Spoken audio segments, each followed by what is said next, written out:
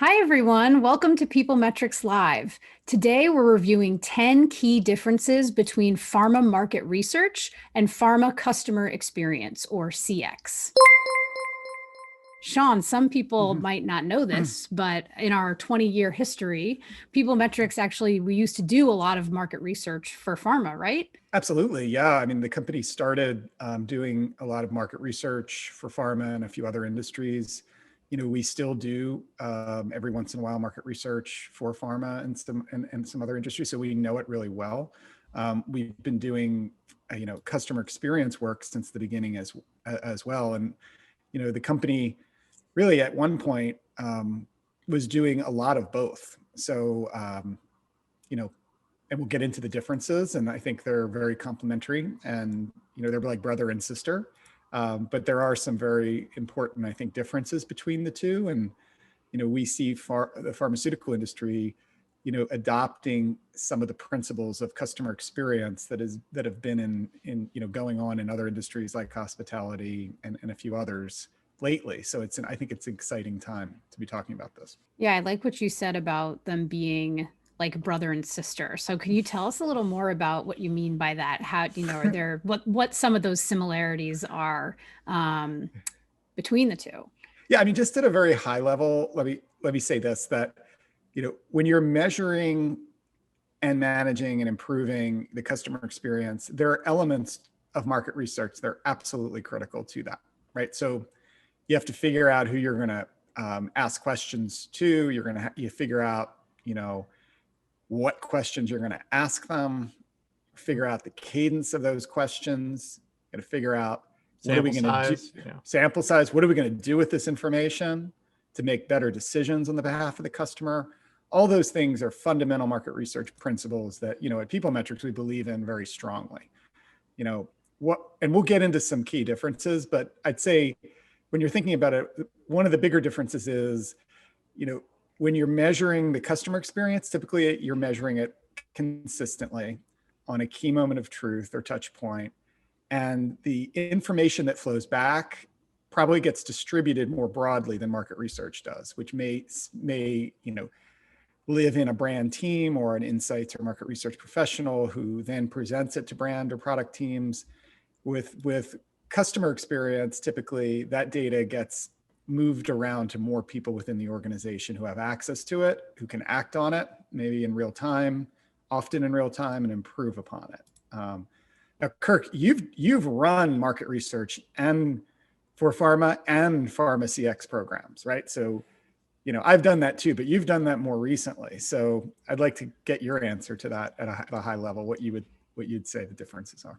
Yeah, and I know we'll go through the 10 components specifically, but broadly, I think you're describing in the right way. They're both kind of broadly focused on how can we kind of better understand this audience or improve some experience that we're providing. But market research is a little more focused on, I have a question I need to ask, I need to make a decision on this, and then move forward. And then now it's just an internal decision that we're making, as opposed to customer experience is more of a ongoing, constant conversation. So they are kind of both generally aligned, similar, sister purposes in what they're trying to achieve, but you're going to get kind of very different and, both very necessary information out of both of these approaches. Yeah, I mean, I think one of the differences on our table that we're going to show is, Pharma CX is, there's a strategic component, but a lot of it is operational too, where market research tends to be very strategic to begin with. Like you said, we have a question we want to answer. What's the best message? What's the competitive landscape like? What's our segments look like for customers, like our patients or HCPs? And once you find that out, all right, I know this answer, I move on. Where with Pharma CX, we're focusing on a touch point or a moment of truth or interaction. So one that we often look at in patient support services is onboarding onto a new medication, right? So for a patient onboarding to a new medication, that's never not going to be important, right? That's an critical moment of truth for a drug that will never go away in its importance. And because of that, monitoring the experience of that patient, each and every patient that goes through the onboarding process, is critical to getting them to onboard, adhere over time, and then achieve the outcomes, we're all looking for. So because of that, Pharma CX like hones in on that, measures every experience in real time, identifies those that are not going the way we want it to, enables the pharma company to react to those if necessary and appropriate, and build up that and get better at that over and over again over time. So it's not a snapshot. It's not a picture. We take it and we fix something and move on. We're fixing something, but we're also monitoring whether that fix changed anything. So maybe it's literature even around the patient support services that are offered, or maybe it's how well your case managers are interacting with your patients, or how clear is your website or your portal, your app, in terms of explaining certain really key pieces of information the patient is looking for. Those things can always be refined, improved, and gotten better. And that's, I think, in a practical example, what we're talking about. So Madeline, why don't you throw up this slide here so we can get through, we can start reviewing some of these, which I think are fun. And this is actually chapter 2 of my book that's coming out in the fall, called Pharma CX Secrets.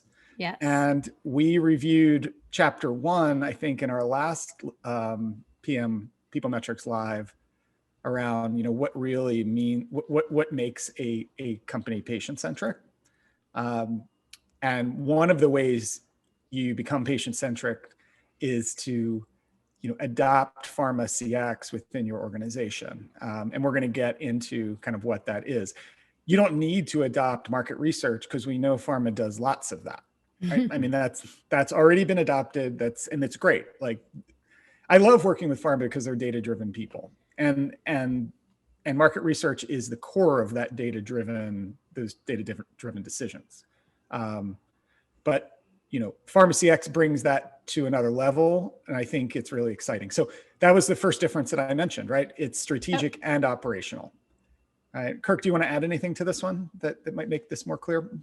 Yeah, absolutely. So I think, what I would jump back to that you mentioned was actually the website example. I think that's a great example of something that we've done both market research and customer experience work for. Of market research study on a website would be kind of a point in time, review these sites, give us your feedback, what is clear, what is unclear, kind of give me that interpretation. Then you take that back, build a report, and strategically within your organization, you're going to then update your website.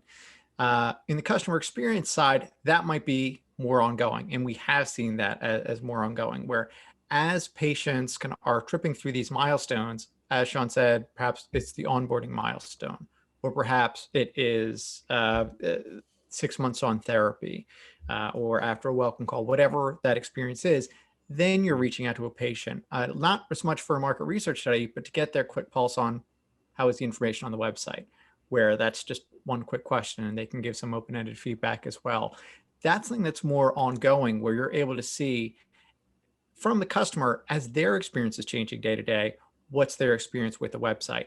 That's harder to do with a market research style survey, and gets to why it's sort of operationally you're responding to the day-to-day needs. So not only can you kind of make those adjustments to the website, but if you have a customer or if you have a patient or an HCP, some sort of customer that tells you, I had this issue with the website, you can also respond to them like operationally and fix their issue.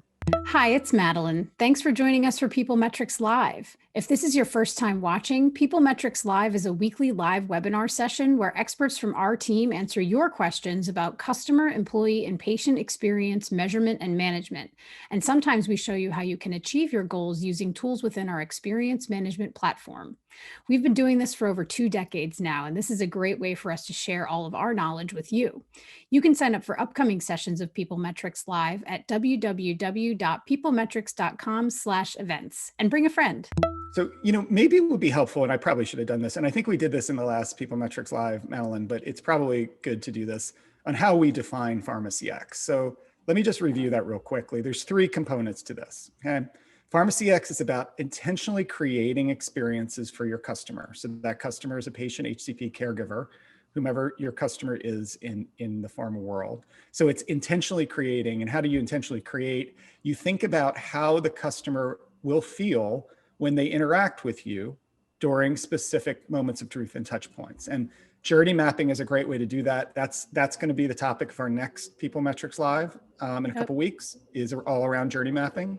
So it's intentionally creating, then it's continuously measuring that experience that you've intentionally created. And you're never going to get that right. That creation is not going to be right the first time. That's why you have to continuously measure to make sure that you understand how you can improve it, right? And then it's proactively manage. The third part is proactively manage that experience. And what does that mean? Proactively manage means see whether the experience you created is a positive one or not, and how to improve it, and you tweak it, and then you measure it again and see if it worked. And it also goes down to potentially following up with an individual patient, HCP, caregiver, customer, and making it right and course correcting if the experience wasn't what it needed to be. Now, I know this is a foreign concept, and this is a huge difference between market research and Pharma CX. It's been going on in other industries for many years. It started in hospitality, where, and I'm sure everybody stayed at a hotel over the last few years, maybe not the last year, but before that, and maybe people are doing that again, where, you get a survey after you check out. And if something wasn't right, you may get a follow-up email, call, letter from that general manager of that hotel saying, hey, we're sorry, we'd like to make it right. Here's either, a coupon for next time or a sincere apology, et cetera.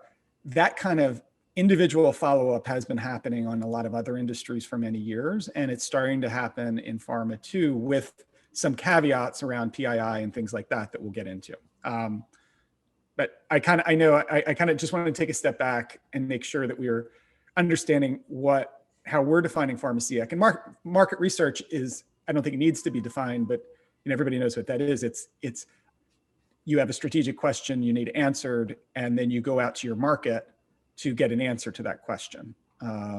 And you're representing the market ideally with your sample that you're going after, right? That's another key part of market research, that your sample represents the larger population that you're accounting for.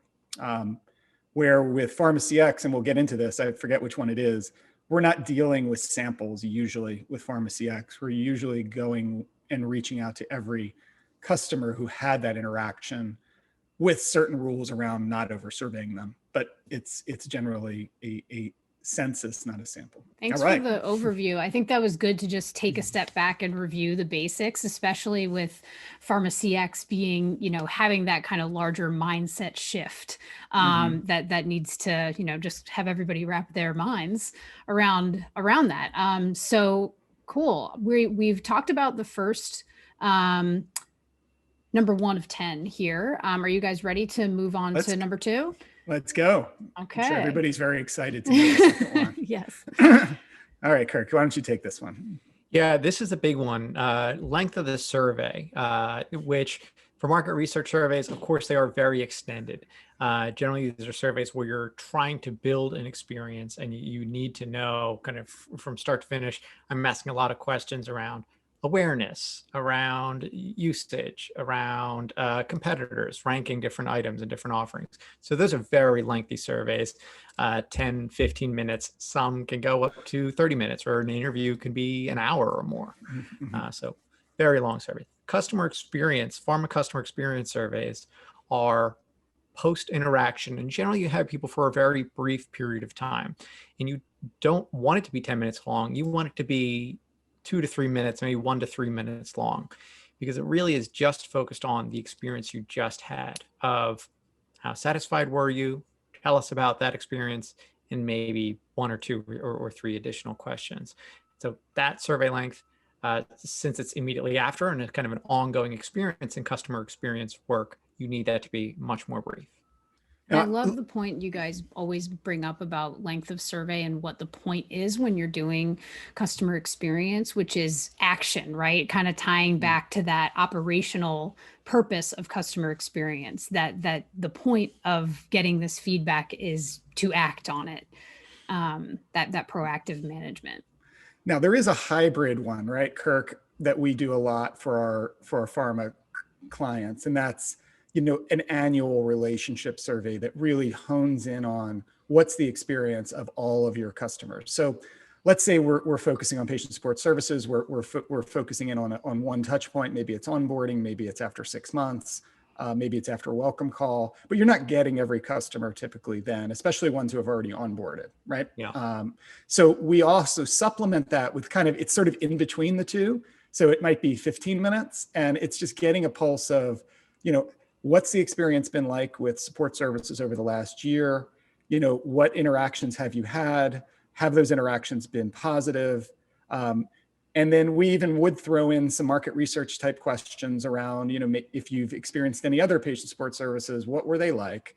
And so that's why I'm saying they are differences, and we're looking at these as kind of a scale, a zero to a dichotomous thing, but there are some that sort of hug the middle, and we do those too. And that's how we kind of know, I think, the differences around market research and Pharma CX, but there are some that kind of aren't either. I would say they're sort of in the middle. Yeah, and I like what you said there. Just one last thing I'd add to that is these different lengths are getting to different purposes, as we've mentioned. So that market research style, what we've seen with pharma companies is they are very good at that long form survey, getting a strategic answer. They're not very aware yet of collecting operational feedback quickly and acting on it. So that's what we're learning more about today. And I guess my point is a market research style program or part of these Pharma CX programs happens a lot, right? So there could be a market research style survey in the middle of your Pharma CX program that happens often. Did you know that you can watch past sessions of PeopleMetrics Live right here on our YouTube channel? All you have to do is click the link above. Be sure to check them out for answers to dozens of questions, along with stories, tips, short tutorials, and best practices from our team of experts. Click the bottom right corner of this video to subscribe to our channel so you never miss an update. Okay, let's get to the next one. All right.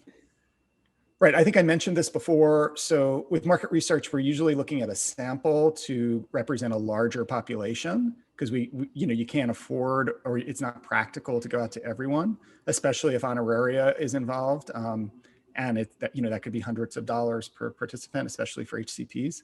Pharma CX is a census. We are surveying every person who would go through that touch point. Say it's onboarding, we're reaching out to every one of those customers, every one of those patients, every one of those HCPs who's guiding that patient on onboarding. Precisely. And I think one last thing I'd mention about this is that often kind of in market research, that sample you might be reaching out to is often, or a panel or something along those lines of it. It's especially supposed to be a representative sample. When customer experience work, you're reaching out to your customers of who has been on my website, who has onboarded on my medication. And so it is really direct to your patients or HCPs. Excellent. It's a good distinction to make. All right. Next up, we've got participant identity. Yeah. So this is one that kind of throws people for a loop sometimes. So we know that market research is anonymous, and it's an oath we all take around anonymity of respondent data, where for Pharma CX, there are definitely programs where they continue to be anonymous. We see them all the time. Like we have some clinical trial programs going on where we're surveying participants in a clinical trial around the experience they have with the trial site and the literature they're receiving and how they're treated throughout the process. They are all anonymous, and the action folks are taking on those are more around how do we improve the next protocol when we have another trial, right? So that they are anonymous, but there's other circumstances, right, Kirk, where it is identified and there is an opportunity to follow up on an individual customer and react. And why don't you comment on that one a little bit? Yeah, absolutely. And for pharma customer experience, it is usually identified because the whole back to that purpose of it being operational. The idea is you improve the customer experience for an individual by finding out they had a poor experience and then fixing it for them. This isn't something pharma teams are used to in the past, but it's becoming more common as they're getting these support teams. So when a patient completes the survey and says, I had a bad experience onboarding my medication of, I don't understand my insurance, or it's a long drive to the pharmacy, or I don't like the materials I received, I don't feel I have enough information. That isn't something that you just want to collect and improve for the future. You want to fix that for the patient as they say it, because that's an ongoing issue that they're having. So the fact that it is identified means that you are able to fix those issues. This is something that Ashawn mentioned has been common across other industries for years and years in hospitality, in hotels, restaurants. In the pharma world, there are certainly many more, precautions in place, guardrails to make sure you are very conscious of PII and how you're handling that in a safe way. But it is certainly a possibility that you can respond to individuals and improve their experience. Yeah, right. So in other industries, when somebody has a poor experience, like at a hotel, an alert goes out to, the general manager of that hotel and maybe people in the customer experience team. That customer's information is usually revealed, their email address, their phone number. They want to make it easy for them to follow up. When it happens with a patient, that isn't the way it happens, right? So no patient information is revealed on that alert. There's some sort of unique identifier that only a handful of people within the company can access. And then they're able to those who can and should have access to that patient information will be able to eventually identify that patient for follow-up, right, Kirk? That's kind of how it works. Precisely. Okay. Great. Why don't we get to the next one, Madeline? This is such fun. All right. Communication with the customer, right? So based on this identity piece, you might kind of understand where we're going to go here. With market research, it is usually a one-way kind of dialogue.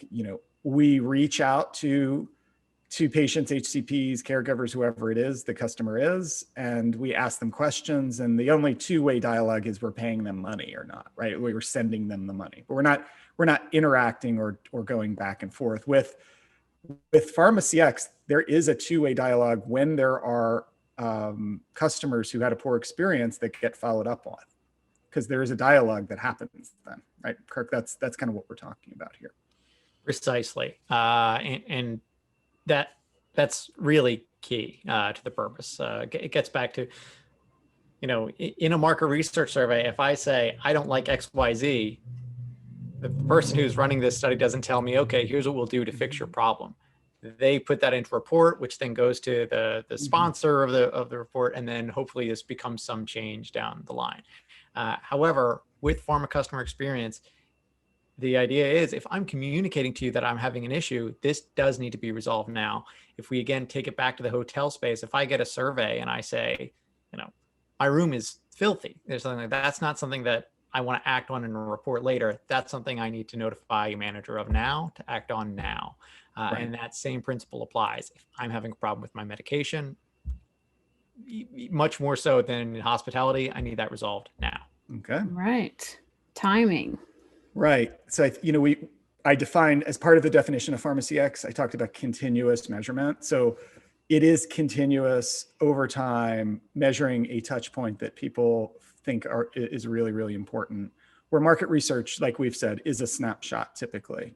We're taking a pulse today. We're getting our quota that we feel represent the market, whether that's 200 or 400 interviews, and then we're out. Where Pharma CX goes on, and it's continuous to improve that touch point over time. Yeah, and I think just the last thing I note on the continuous nature, the reason that's so important is because of that operational focus, that things change day to day. For instance, we have changed a specialty pharmacy provider, or we have changed our website, we've changed the staffing at our support team. All of these things, there are going to be day-to-day fluctuations that you need to understand and measure continuously. Okay. Right. Speed to results. Yeah. So, market research is complicated, and it can take time to get the results back, right? And it's often a report that gets put together by a specialist analyst, and it can take weeks, if not months, to get the results back. with customer experience, there is software that's part of it. And that's where the industry has gone in a lot of ways with, in other industries like hospitality and financial services and restaurants and retail, where it's basically software, and the software allows you to access the results in real time. Now, we also believe that there's other parts to these programs that are really, really important, like asking customers the right questions, like figuring out what moment of truth that you want to survey to begin with, like who gets access to this information and what are their roles, who gets to, follow up with a customer and close a loop and who doesn't. How do we make sure PII is protected? How do we make sure that adverse event reporting is reported in the right way? There's a lot of other things that are non-technical in these programs that I want to just make sure folks understand. But the technology part is really exciting because when your customers are providing the feedback, you're getting to see it logging into a platform like PeopleMetrics in real time. All right. Incentives. Yeah, Kirk, you've done a lot with incentives. Why don't you tackle this one? Yeah, absolutely. So of course, with market research, as folks know, there's almost always going to be an incentive. Certainly if you're asking for anyone's time for 10, 15, 30 minutes or more, you're going to need to pay them for that, patients and HCPs especially. For customer experience work, and if anyone is on this team who's really market research, or on this call who's more focused on market research, you may be surprised that incentives in customer experience work are very rare. And the reason for that is, one, because they are so brief. And the second is because patients especially really want to give this feedback. If you just had an interaction with a pharmaceutical company, something along your patient journey, you're generally eager to give feedback on, here's how that experience went. These are medications that can be important in a patient's day-to-day lives, and they're eager to respond to these surveys. So often you don't have incentives. If you do have a longer survey, something that goes out to HCPs, as Sean mentioned, sometimes there are these longer customer experience surveys. There, as you might expect, you would need an incentive. But for most of these projects, you are not going to need that because they are so, patients want to give this feedback. Our founder and CEO, Sean, is writing a new book all about creating, measuring, and managing customer experiences in the pharmaceutical industry called Pharma CX Secrets. In this book, Sean presents 20 easy to implement but powerful strategies that you can use to turn your pharma company into a truly patient-centric organization in both commercial and clinical settings. Pharma CX Secrets will be available on Amazon soon. Go to peoplemetrics.com/pharmacx secrets to sign up to be notified.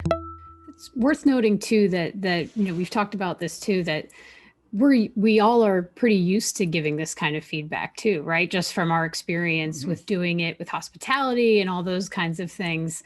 It's kind of expected to be given the opportunity to give this kind of feedback. Yeah, I mean, people now go on Twitter, right, and expect a response. Yes, yep. If they say they had a poor experience. Not that I'm suggesting patients do that, but free Taco Bell for life. All right, let's go to analysis, which is, is still super important with Pharma CX, and despite the results being in real time, it's something that we feel like is important for someone who knows what they're doing to look at the data. So in market research, all data, just in terms of kind of unit of analysis, is in the aggregate.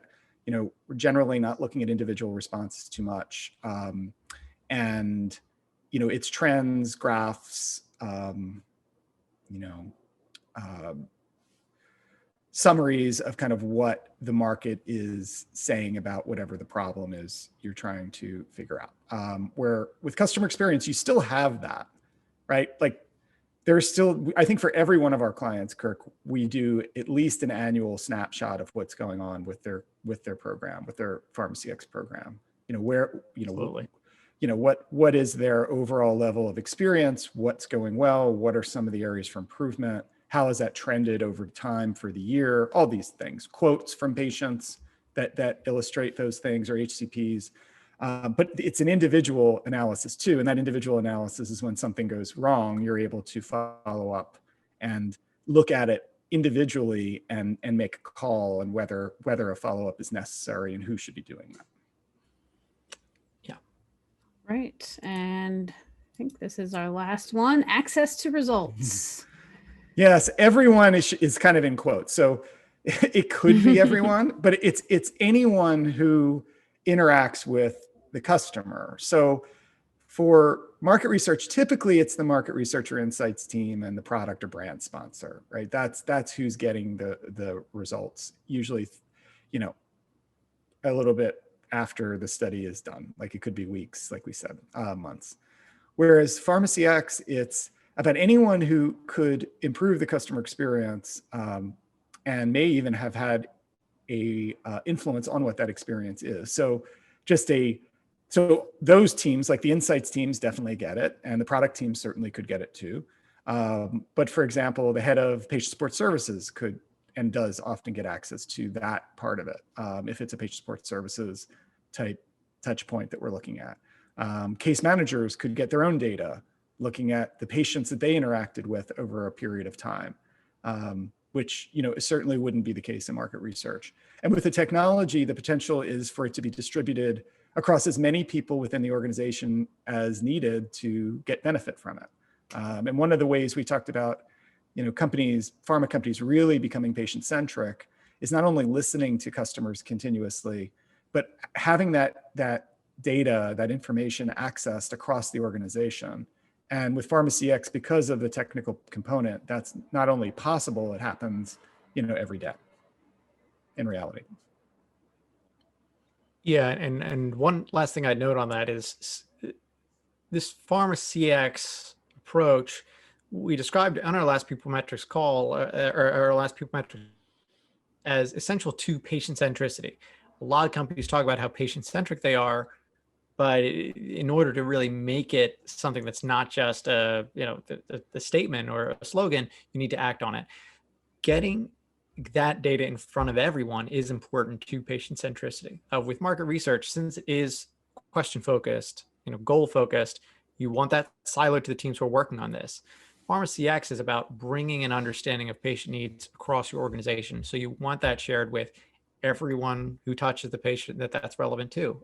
So even if you're not sharing every result, you want to broadly share, here's the patient feedback we're getting, and make that available to your company. It's a way to make patient centricity real. I mean, I make the point in my first chapter of the book. Making patient centricity real is sharing the patient experience to as many folks as you can within the organization, especially absolutely people who have an influence on that patient, and everybody has an influence in some way, right? So the people who are the R&D people who are creating the medications that will solve patient problems, they have an impact. Your support groups who are directly interacting absolutely has an impact. Your clinical teams who are dealing with patients and focusing on their needs in trials definitely does. And really the key to patient centricity to me is, pharma leadership telling the story around how everyone ultimately, no matter what they're doing at the company, touches the patient in some way, even if it's 2 or 3 degrees of separation from that patient. Right. Everyone's work ultimately ends up affecting that experience in some way. Well, guys, this has been a great conversation. And when we post this video to our YouTube channel, I'll be sure to include a link to download this little breakdown sheet just to have as a tool. I think this has just been a really good conversation about these distinctions between the two things of market research and customer experience. So before we end, let me just stop sharing my screen here. And we did have a couple questions that I want to combine into one, actually, which I'll just make it a 2-parter. Part 1 is, do patients respond to customer experience surveys? And part 2 is, what's the best way to get started doing something like this, collecting customer experience feedback in pharma? Yeah, absolutely. And I think with any program like this, a great place to start is just, since it's around these moments of truth, what are those key moments of truth for you? Think through, what are the top 2 or 3 or 4 experiences that we want to measure, and start with one of those. We often find generally with our customers that's around onboarding. That's a key pivotal point for patients, HCPs, caregivers. And that's the point where you want to reach out to all these folks of either you have onboarded, a patient you care for is onboarded, one of your patients is an HCP is onboarded. Tell us about that experience from diagnosis till now, and then we can iterate and improve that experience.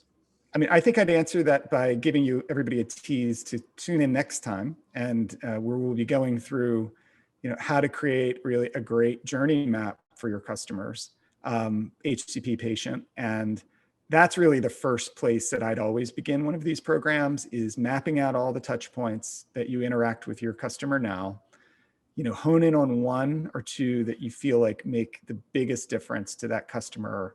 And if it goes wrong, there's a real problem. And if it goes right, it could lead to good outcomes for you. And then you start thinking about, okay, how do I measure that continuously? And if I do, who gets access to that information? And if the experience is poor, who follows up, and how do we track those follow-ups? Right? That's best practice on how to create one of these programs. And I'm super excited, Madeline, to do that next one. I think, chapter 3 in my book is all around that. And I think it's one of the stronger chapters in the book. I'm really excited to get this chapter out to the world. But in the meantime, we'll do a PeopleMetrics Live on it. Yes, exactly. And I love that. I'm excited for that topic too, because I think sometimes people think that journey mapping is a super overwhelming exercise that takes months and months. And surprise, it's not. It doesn't have to be. And I think we'll give some good tips next time on ways to do that. So all right, guys. Well, thank you for this great session today. I really hope this has been a valuable conversation for everyone that we've got on the line here, learning about Pharma CX, that mindset shift, and how it's different and a sibling to market research. And on behalf of everyone here at PeopleMetrics, thank you for joining us for PeopleMetrics Live. If you like this video, make sure to subscribe right here so you never miss an update. And have you checked out other sessions of PeopleMetrics Live yet? Click right here to watch them all. I'll see you there.